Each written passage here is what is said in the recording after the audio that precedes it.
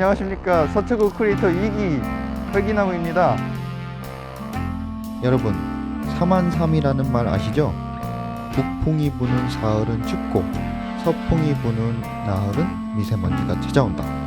네, 사만삼이의 계절 가을이 왔습니다. 그래서 오늘 저는 국내 최대 과외시장 양재꽃 시장에서 공기정화 식물을 사려고 이 자리에 왔는데요.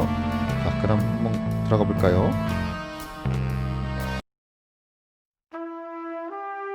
식물이 어떻게 공기를 정화하는 걸까요? 공기 중에 떠다니는 먼지들이 바이러스거나 아니면 뭐 화학물질들이 이런 잎에 부착이 됩니다. 그러면은 위에 쌓이지가 않고 잎이 이 물질들을 흡수해서 분해를 합니다. 그거를 이제 자기들 광합성 하는데 이용을 해요. 그렇게 해서 공기가 정화되는 원리고요. 토양에 떨어졌다 하면은 토양에 터식하고 있는 미생물들이 미세먼지 그런 거를 이제 흡착해서 분해를 합니다. 표면적을 늘리는 게 중요한데요. 이끼류 같은 거로 지피를 시키거나 입자가 큰 모래 같은 거를 위에 덮으면은 더 많이 흡착이 될 수 있잖아요. 그렇게 해서 이제 공기가 정화되는 원리입니다. 자, 그럼 지금부터 공기정화 식물 탑5를 소개하겠습니다.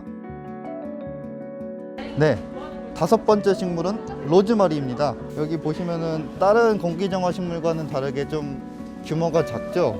그래서 국립원예특작과학원이 얘기한 바로는 이제 이 로즈마리가 공구방에 놓기에 좋은 식물이라고 합니다. 이 로즈마리를 키우다가 지겨우시면은 나중에 스테이크 구워 먹을 때 그때 향신료로 써도 되거든요. 향기가 또 이제 정신 건강에 좋다는 연구 결과도 있어가지고 아로마 테라피로도 많이 이용합니다. 알려진 효능이 이제 집중력이 증가되고 혈액순환이 잘 되고 탈모 방지에 효과가 있다고 합니다. 이제 탈모 방지 약 같은 거에 로즈마리 함유량이 높다고 해요.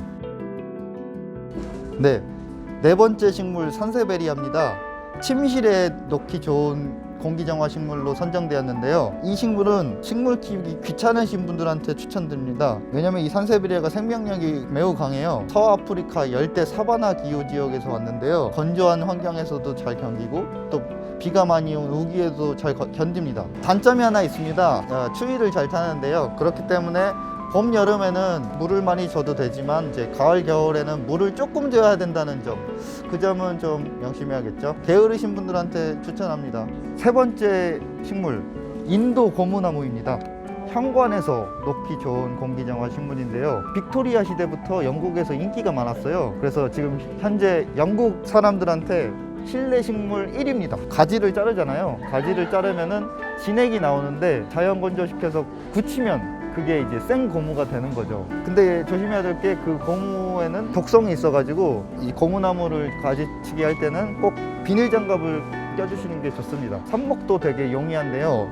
이 가지를 대각선으로 자르셔가지고 물에다 담가 두시면은 뿌리가 나옵니다. 배양토에다가 식재를 해주시면은 바로 복제가 가능하거든요. 용돈벌이도 할 수 있는 거죠. 그리고 또 이제 어둡고 추운 곳에도 잘 자라는데요. 식물을 키울 때 햇빛이 잘 안 들어와서 고민하셨던 분들한테는 이 인도 고무나무를 추천드립니다.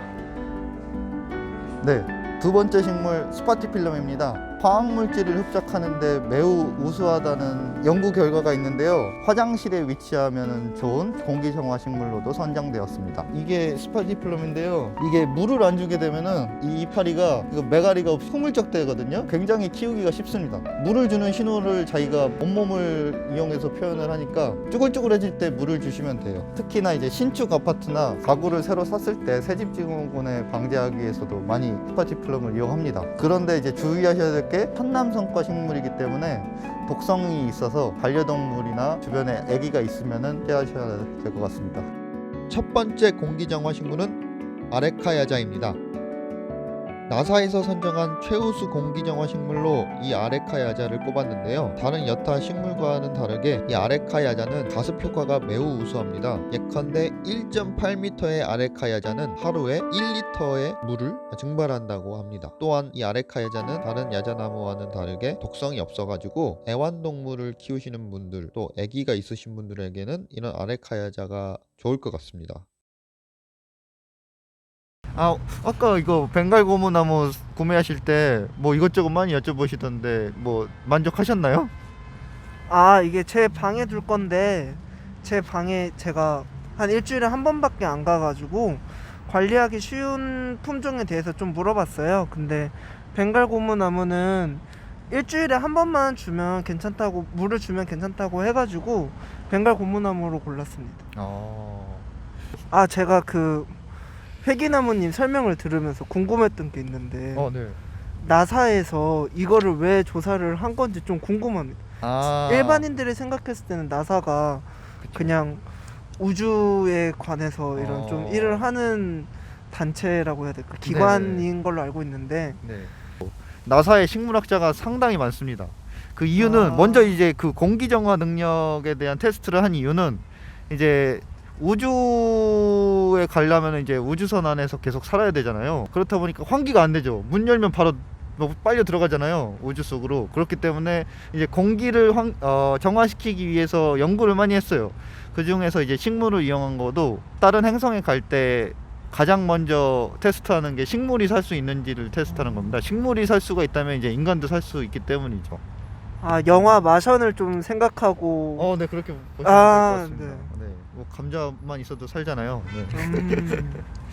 알겠습니다. 근데 5개 다 나사에서 선정한 거예요? 국립원예특작과학원이랑 나사랑 둘이 선정한 거를 좀 혼용했습니다. 네, 상황에 맞게 정리하느라고요. 저는 양재 꽃시장에 이런 5가지 종류 모두 다 있을 줄 몰랐거든요. 그러니까 하나쯤은 없을 거라고 생각했는데 여기 진짜 와보니까 규모도 너무 크고 가게마다 똑같은 걸 파는 게 아니라 다 다른 것들을 파시더라고요. 그래서 그런 여러 상점을 둘러보는 재미도 있었고 여러 식물들을 구경하는 재미도 있었습니다.